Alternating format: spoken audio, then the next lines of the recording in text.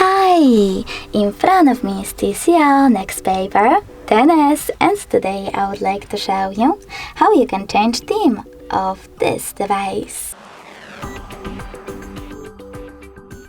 First of all, you need to access device's settings. Now scroll down and click on home screen and lock screen.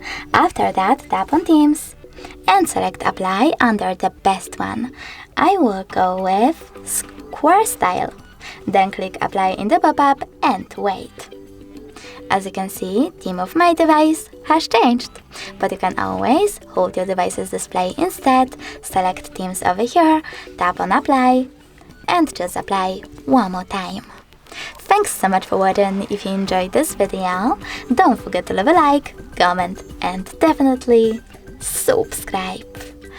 Bye!